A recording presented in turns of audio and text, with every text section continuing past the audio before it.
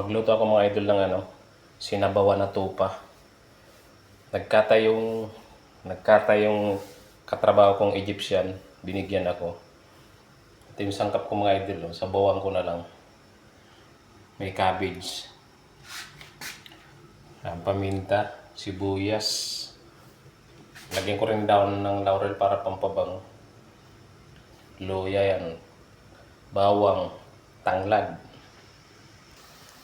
Yan mga idol, kanina ko pa pinakuluan yan, mag-iisang oras na.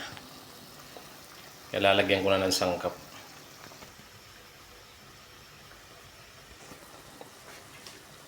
Ayan guys, lagay ko ng sangkap.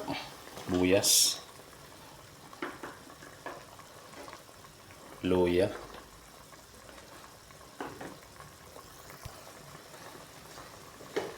bawang.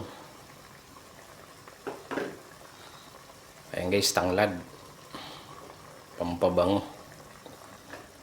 Tapos daon ng laurel.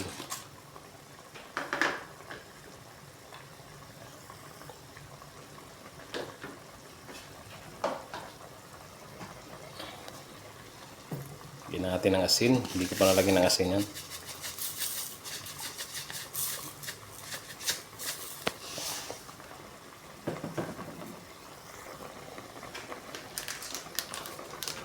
Tapos pandagdag lasa mga idol.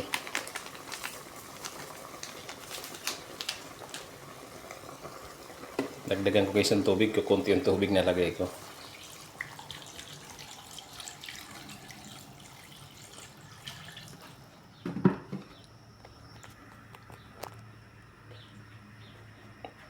Ayan, takpan muna natin mga idol. Kalimutan ko yung paminta mga idol. Lagay ko muna yung paminta.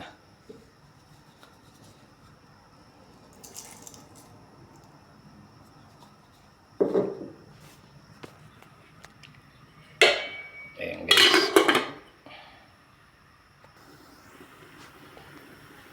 Tingnan natin mga idol kung luto na.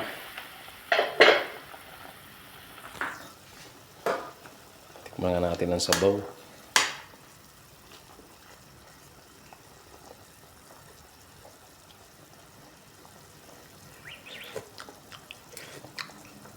Matabang. Dagdagan ko guys ng asin. Matabang. Kaya natin ng asin.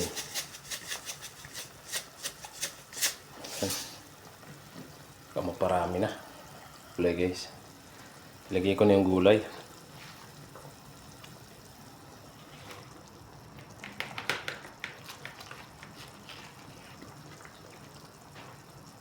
Dami ng gulay Bakit pag narantayan, bababa naman yan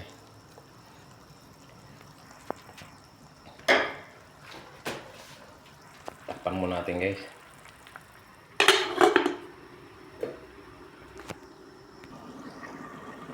Tingnan natin guys, luto na siguro yan. Okay guys. Tikman natin.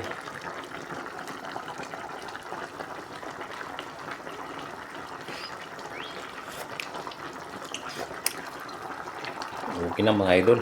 Sarap na.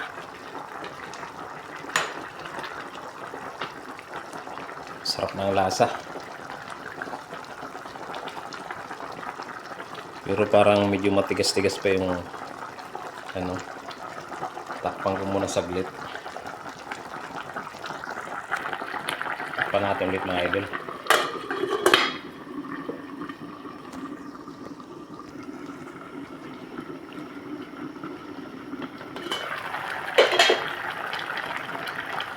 Yan guys, luto na yan guys.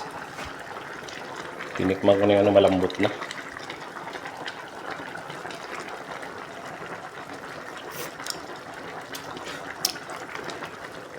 At okay na rin ang lasa.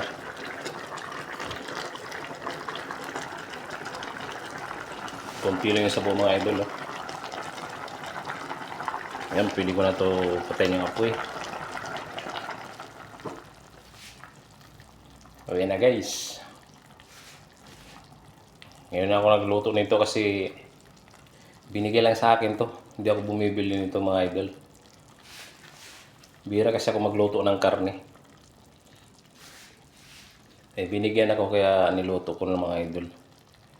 Mahal ang kilo nito dito. Itong pinakamahal na kilo dito, itong tupa.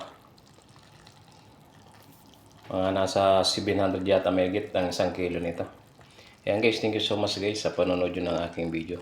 God bless us all.